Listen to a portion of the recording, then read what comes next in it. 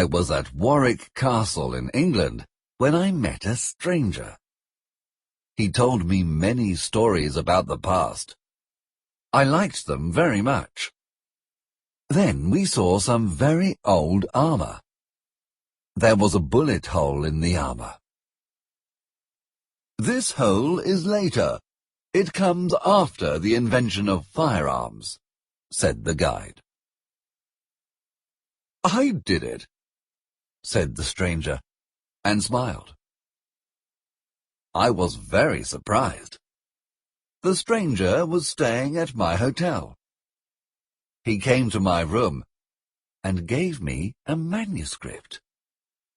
His name was Hank Morgan. This is his story. I was in my factory in Connecticut. A worker hit me on the head and I fell down. I woke up under a tree and saw a strange man in armor on a horse. He said I was his prisoner. His name was Sir Kay. I went with him to a village. He said it was Camelot. I was sure it was a lunatic asylum. I thought all the people were mad. They all looked at my clothes. They thought I was strange. I started to talk to a page. His name was Clarence. "Where am I?" I asked. "King Arthur's court, in the year 513, he answered. "You are a prisoner. They are going to kill you. But I will come and visit you in prison." Then some people took me to the king at his round table. There were lots of knights sitting round the table eating. Lots of people served them food.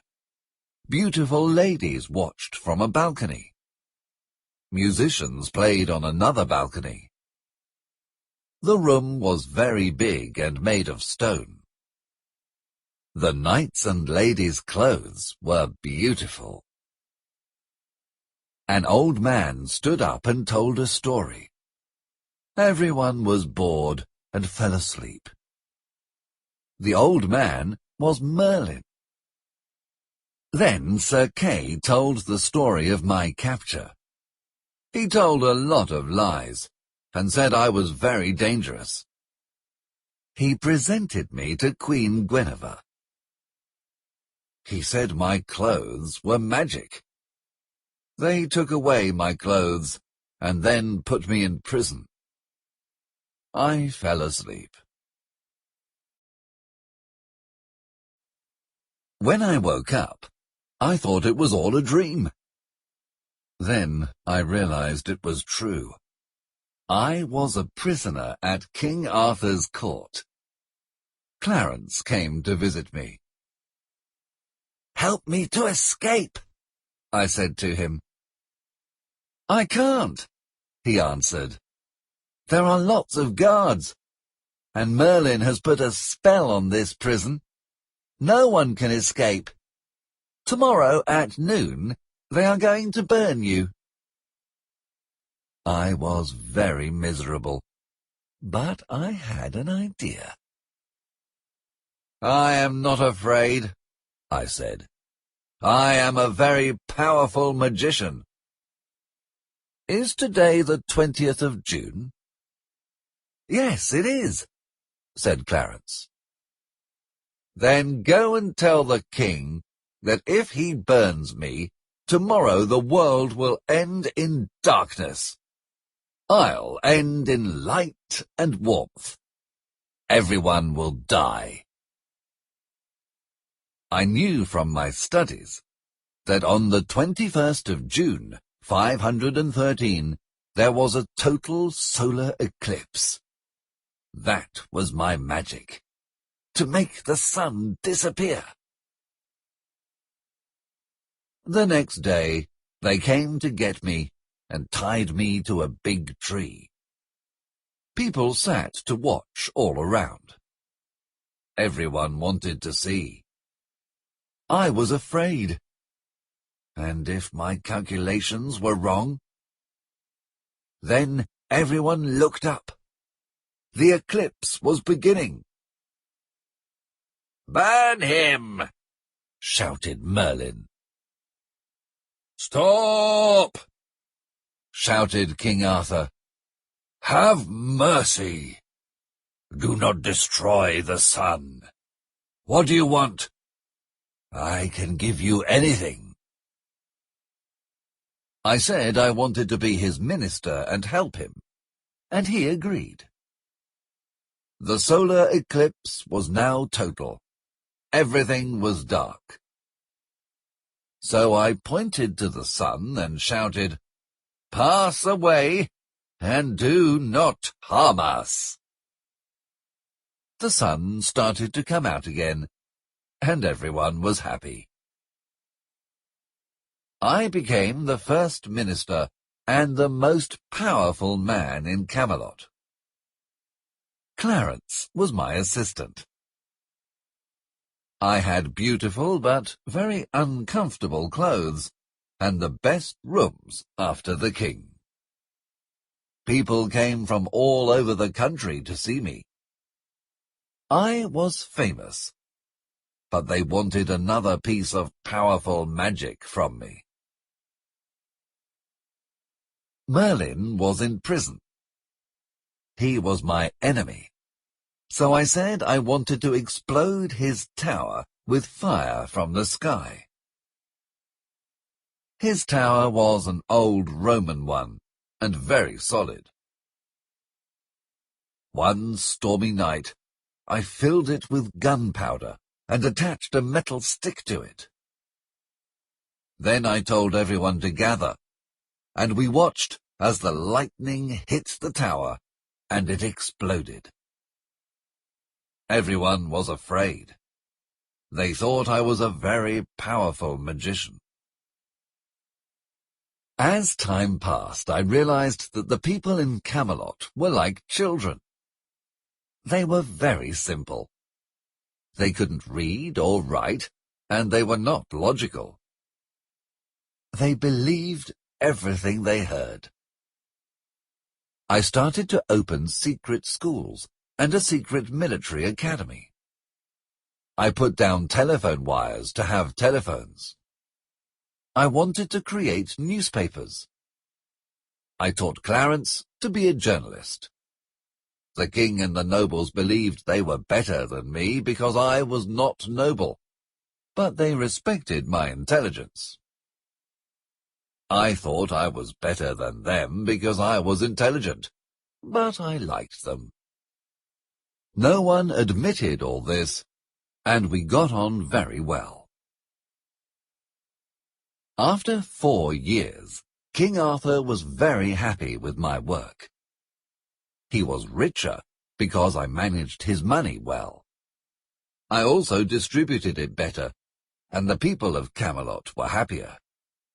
They started to call me the boss. I liked it.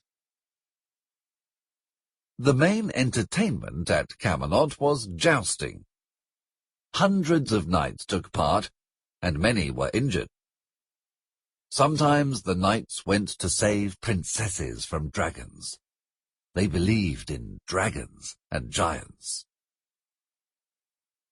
One day a girl came to Camelot. Her name was Alison la Carteloise. She said her mistress and 44 girls, many of whom were princesses, were captive in a castle. The guards were 3 huge men with 4 arms and 1 eye. At Camelot, they decided I had to rescue them. I decided it was time for a holiday, so I agreed. I asked Alison the questions. She couldn't tell me anything. "Where is the castle?" "Many miles away," she answered. "How many?" I asked. "I don't know," she said. "They all look the same." I got up early and had breakfast. Then I put on my armor. It took a very long time. There were many pieces, and I couldn't move or do anything. They had to carry me out and lift me onto the horse. I felt like a ship going to sea. Then Alisande climbed onto the horse behind me. She had to show me the way to the castle. We started out, and everyone waved goodbye to us.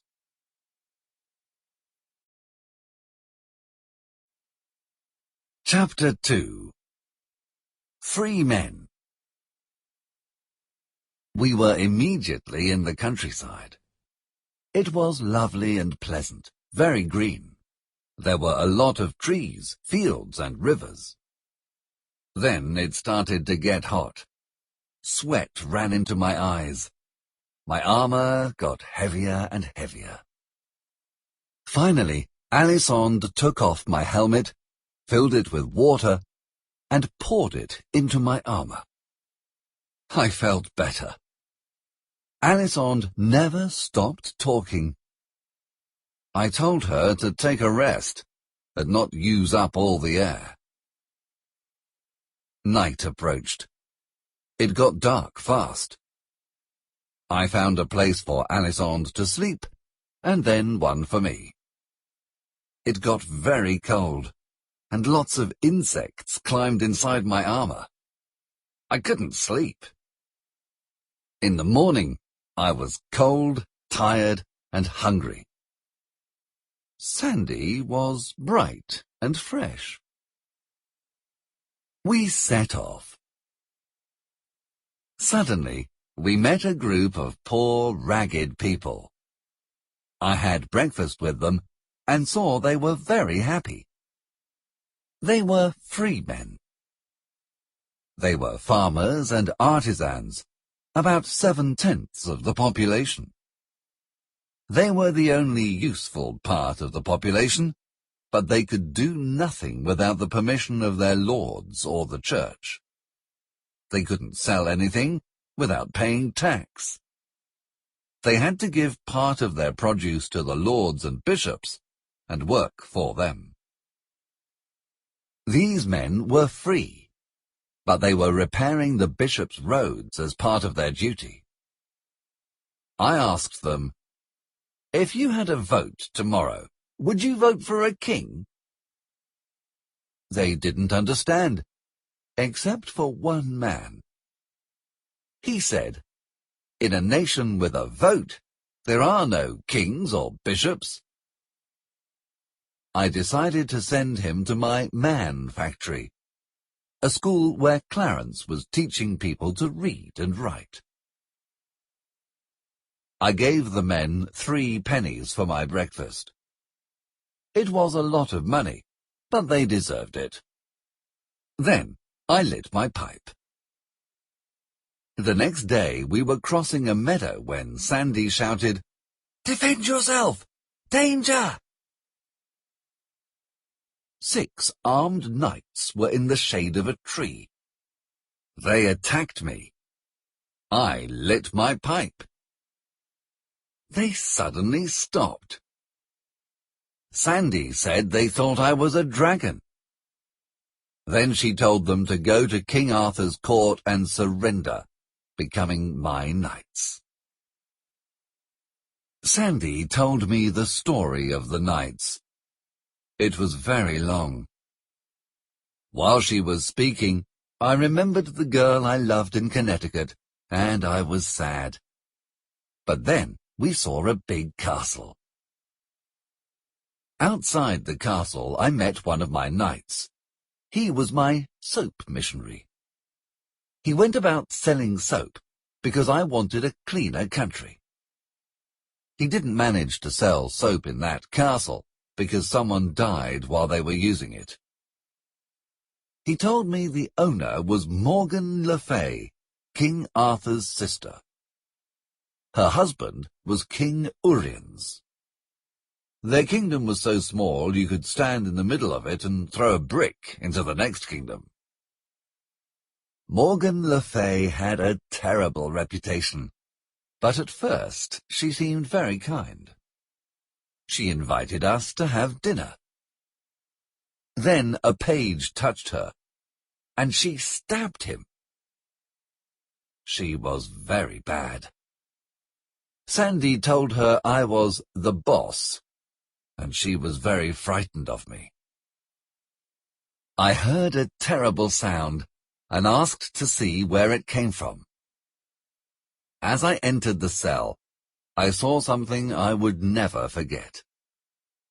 A young giant of a man was stretched on a rack. A poor young woman with a baby was in a corner. The man had killed a deer, a terrible crime. I told Morgan to free him and leave me with the family. The wife wanted the man to confess. Then Morgan would execute him quickly and stop his suffering. The man refused, because the confession would give Morgan the right to take away all property from his wife and leave her with nothing. I thought, this is a real man, a heart of gold. I asked to see her prisoners. It was terrible. Some were there so long they had gone mad. A young bride and her husband, separated by their lord on their wedding night, now didn't recognize each other. Morgan Le Fay didn't even know who some of them were. An old man in his cell could see his home. He had a wife and 5 children. Over the years, he had seen 5 funerals, but he didn't know which member of his family was still alive.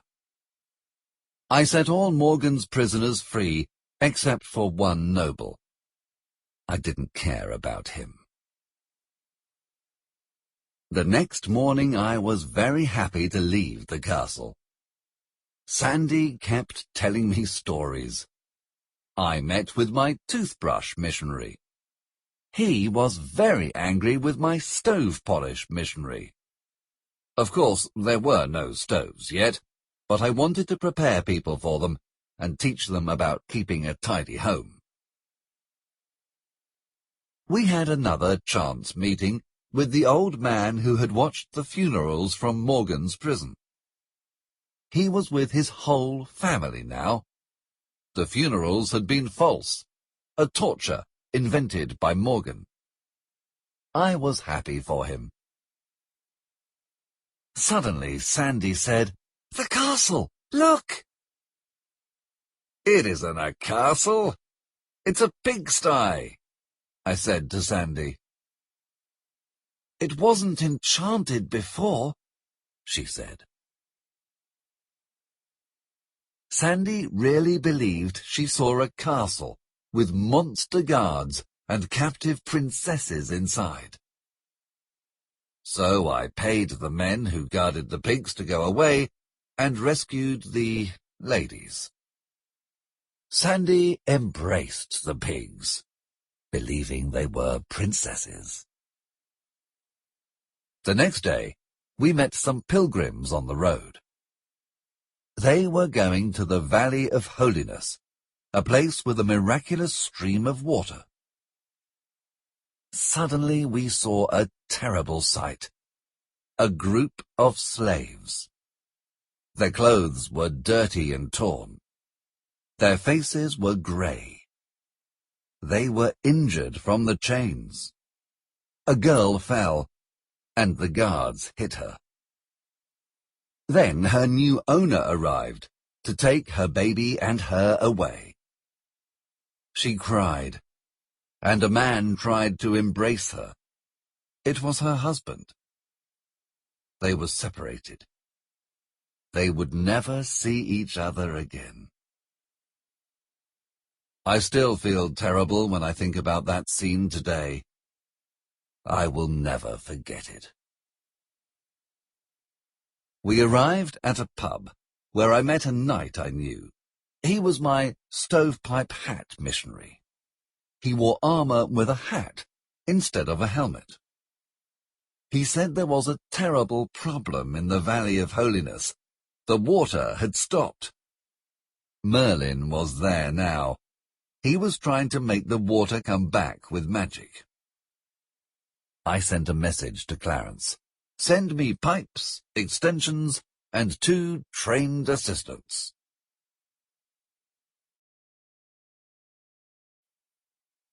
Chapter 3. The Holy Fountain. We travelled quickly with the pilgrims and arrived in the Valley of Holiness before sunset. All the people there were sad. I met the abbot. "Hurry, my son," he said. "Save our valley, or we will lose 200 years of work. But do not use the devil's magic." "I only use God's work," I said. "But what about Merlin?" "He promised to, but please try immediately," answered the abbot. "I can't," I said. "It is not fair. I must wait until Merlin stops." I asked to see the well. I made an inspection and realized that the well probably had a leak. I went down the well and saw there was a big hole at the bottom. That was the problem, but I had to wait for Merlin to stop. The next day, I decided to visit some hermits. They were all very dirty and very strange. One had chains. One was naked and black with dirt. One stood on a pillar and moved up and down. Eventually, I attached a sewing machine to him and made shirts. It made a lot of money. Soon Merlin decided to give in. So with my assistance I repaired the well and put in a pump. Then we made a tunnel for the water to flow outside too. I put down some fireworks. I called everyone and started the miracle. I said very big, strange, invented words. Everyone thought they were magic. Then I lit the fireworks, and the water started to flow. It was a huge miracle. Soon after, I asked if the monks wanted a bath. They were horrified. Baths were forbidden, because people having baths stopped the water in the past. But I told them it was a different problem that stopped the water, not the bath. They were very happy and loved the swimming pool I built for them to wash in. One day I was walking in the valley when I heard a voice in a cave. It was one of my telephone operators. I asked to speak to Camelot, and learnt that the king and the court were coming to visit the valley. When I returned to the monastery, I had a horrible surprise. A new, giant magician. He said he knew what everyone was doing. The Emperor of the East, the Supreme Lord of India, and others. Everyone believed him and was very surprised. I asked, "What is my right hand doing?" He didn't know. He was very worried. No one had ever asked that sort of simple question before. Then I asked, "What is the king doing?" He answered, "He is sleeping in the palace." Everyone was amazed, but I answered, "He isn't. He is travelling by horse. He will be here in 3 days." No one believed me, but I checked every day with my telephone operators, and when the king was arriving I announced this to the abbot. People immediately stopped believing the false magician and believed me again. It is not difficult to be a successful magician in King Arthur's time, but it is hard work, and you can't rest. When the king arrived, he told me about his new army. I was not happy. I had a military school, and I wanted to make my students officers. But when we had an examination of the candidates, the nobles did not accept my men. They only accepted other nobles who were stupid and ignorant. My men were very well prepared, but they were not noble. Another problem with these people and their strange ideas. I had another idea. A new regiment consisting only of nobles, to keep them happy. And then the rest of the army made up of my soldiers, the real army. Everyone was happy. I decided to go on a trip through the kingdom to see the general conditions. The king wanted to come too, and told me to wait. He had to do his ceremony. He touched the sick and cured them. Often it worked. People were convinced his touch was magic, and their belief made them better. The king did his best. He was a good man. The ceremony was very long, and I was bored. He touched every sick person and gave them a coin. I decided to stop the gold coins and make copper ones. This saved the kingdom a lot of money. During the touching ceremony, I saw another of my innovations, a newspaper. I was very happy with the result. It wasn't perfect, and I wanted to improve it, but it was good enough, and everyone was amazed by it. I was as proud of it as a mother of her new baby. I suggested the king tell Queen Guinevere of our departure, but he was sad. "When Sir Lancelot is here, the queen doesn't notice if I arrive or depart," he said.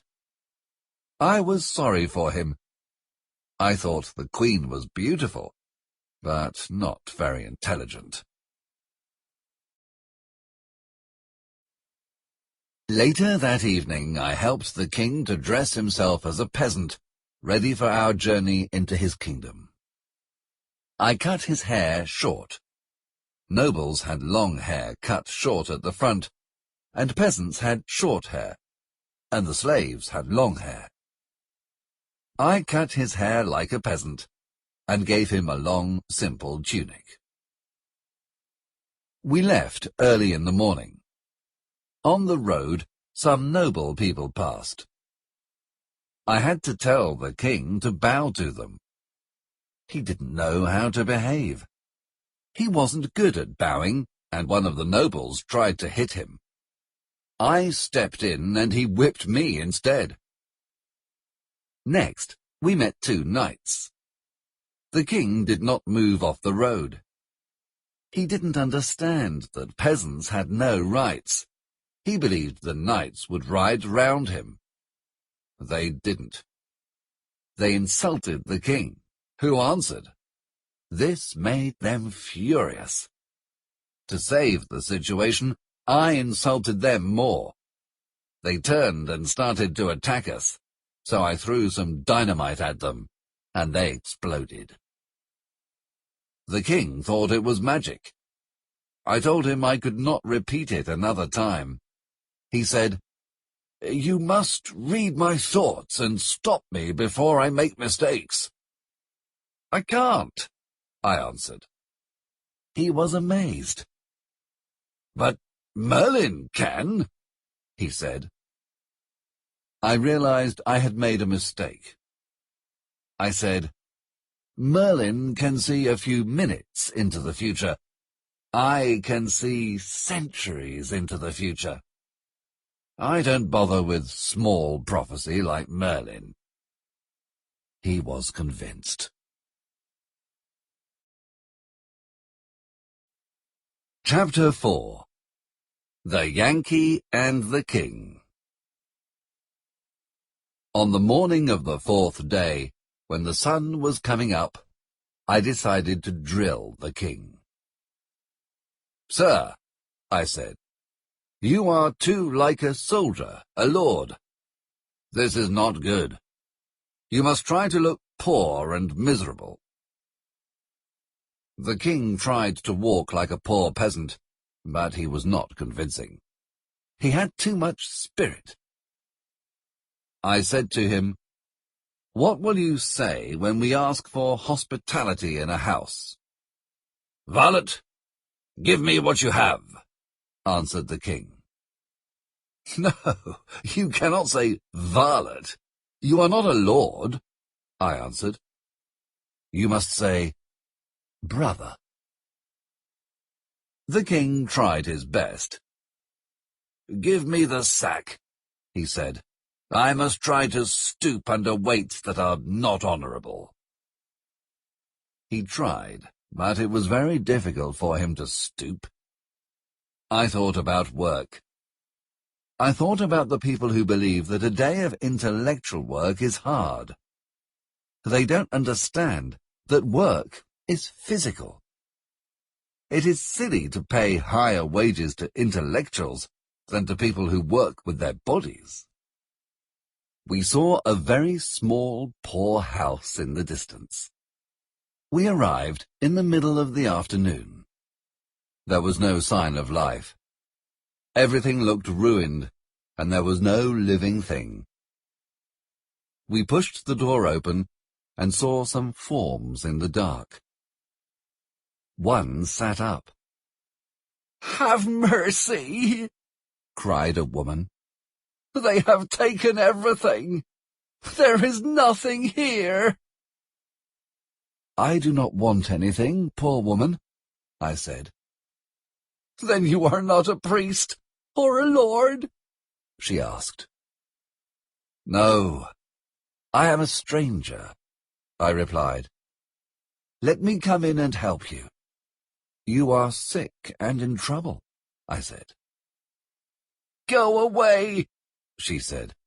"We are in trouble with the Lord and the church, and we have the smallpox. You must go away." I told the king to go away, but he refused. "The king does not know fear, and has no trouble with the church. I must stay and help. It is the duty of a knight," he said. We gave the woman water. "Please, go up that ladder and tell me what you see," said the woman. The king went up the ladder which led to another part of the little hut. On his way, he noticed a man. "Is that your husband sleeping?" he asked. "No. He died 3 hours ago. Now he is at peace," said the woman. The king climbed the ladder and came back with a poor girl of 15. She was dying. He said there was another girl who was already dead. He lay the girl next to the woman who sat with her until she died. I brought the other child to lie next to her. The woman told us her story. They were persecuted by the Lord and the church, who made them work and took all their property. They had nothing to eat, and their 3 sons were unjustly in prison for a theft they had not committed. Then they got smallpox. At midnight, they were all dead. We continued our journey and came to a small house. We asked for hospitality, and the couple who lived there was kind. I spoke to the man and discovered that he did not like the injustice of the country's laws. I liked him. We stayed for some days with the man, whose name was Marco, and his wife, Phyllis.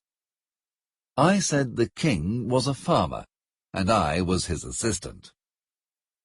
One day, I decided to have a special lunch at Marco's house. I invited a lot of people, all the craftsmen of the town. Marco was terrified by the cost, which was too much for him. I paid for everything. Everyone thought I was very rich. At the lunch, I tried to explain economics to the men.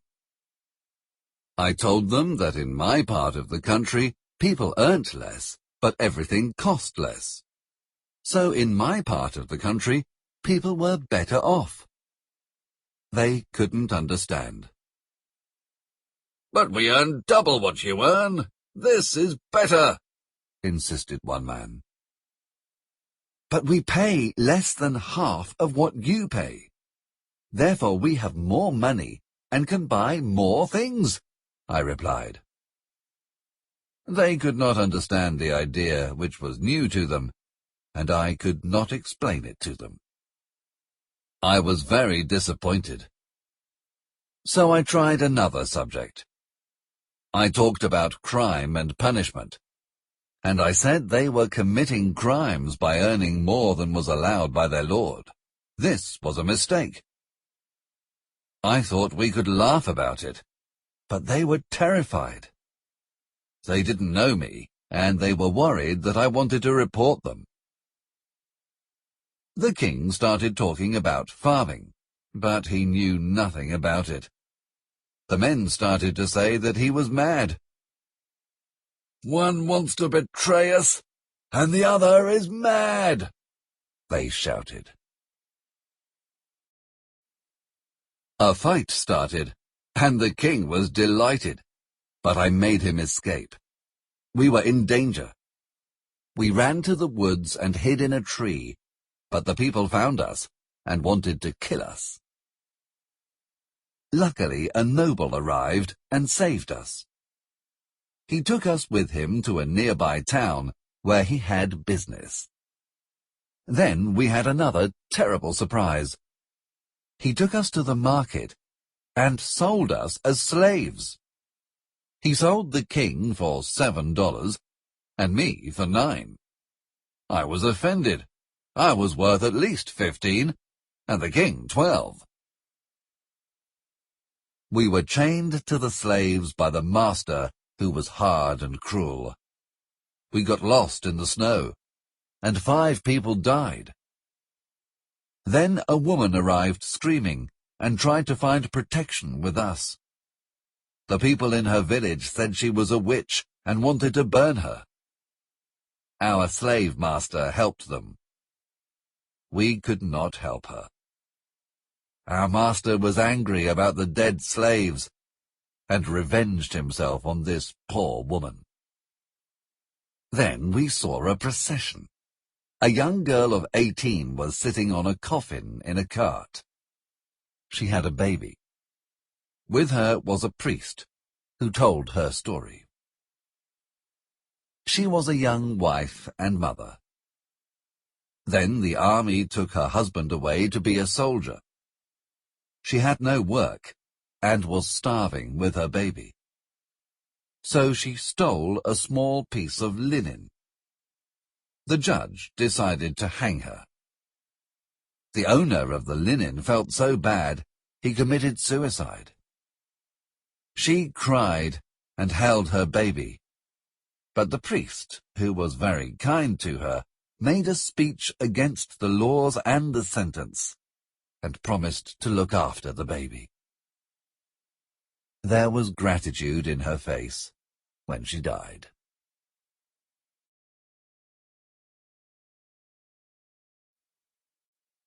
Chapter 5. War. I had a plan to escape. I had to wait for many weeks, but in London my chance finally came. Immediately things went wrong. I couldn't get the king's chains off. The slave master interrupted me. When he went outside, I followed him and attacked him in the dark. But the police arrested me and put me in jail. I said that I was a noble's servant. They were afraid of the nobles and let me go. Then I discovered that the other slaves had killed the slave master. They were all in prison, condemned to death. I found a telegraph station and sent a message to Clarence. "Send knights to save the king and I. They want to hang us. Tomorrow." Everyone in London was looking for me. They took the slaves about London to recognize me. Unfortunately, one of them saw me. They took me to the other slaves and decided to hang us that day. The knights would never arrive in time.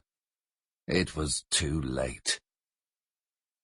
They took us to the execution place. The king tried to say who he was, but everyone laughed at him. They started to hang the slaves. Then they started to put the rope round the king's neck. It was dreadful. I couldn't move. Suddenly, a grand sight. 500 knights in armour, on bicycles. Sir Lancelot and the knights saved the king. Clarence was very happy. "What a surprise, eh?" he said. "The boys practiced for a long time." Soon I was home again in Camelot. I had to fight Sir Sagramore in a tournament. Everyone came to see it. The knights all supported Sir Sagramore. Merlin did some magic to protect him. I only had Clarence to support me. We started the fight. Sir Sagramore was in full armour, but I was wearing light clothes. Everyone thought I was ridiculous, but I could move fast and avoid him. He couldn't catch me. He got very angry and wanted to kill me. I used my lasso. They didn't know about cowboys and were amazed. I pulled Sir Sagramore off his horse and won the fight. But Merlin stole my lasso, and Sir Sagramore wanted to fight again. I shot him with a gun. Everyone was shocked. They thought it was magic. The knights were angry. 500 of them attacked me all at once. I shot some, and the others escaped. Everyone was afraid of me. For 3 years, I improved the country. It was happy, civilized, with more money. Slavery was illegal. I wanted a republic, but decided to wait until King Arthur died. Then, one day, my child got sick. I was married to Sandy. I had married her because it was polite, but then I realized I loved her. I was totally happy with her. We had a daughter. Now she was sick. Sir Lancelot, a very kind man, helped Sandy and I to look after her. Then we decided to take her to the sea for her health, and sailed to France. When there was no news, I sailed back. Everything was a disaster. Clarence explained that the king was dead, Guinevere was a nun, the knights were fighting, and the church wanted to dominate the land. We had to fight. It was time for the revolution. We declared a republic, and the knights came to fight us.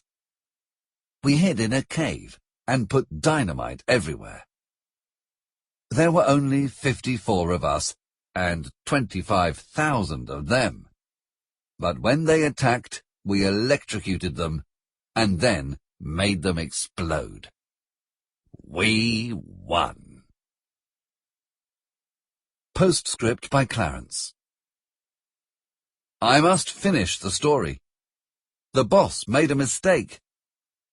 He wanted to offer help to some injured knights, but one of them recognized him and stabbed him.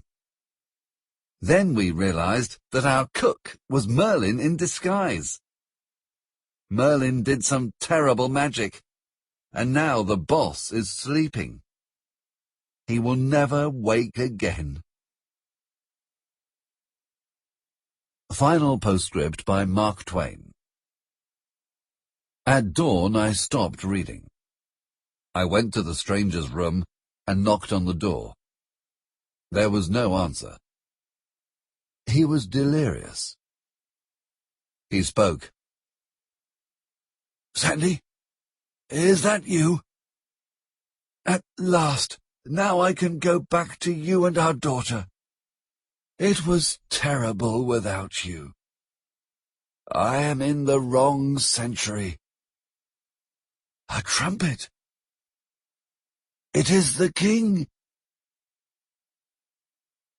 He never finished his sentence.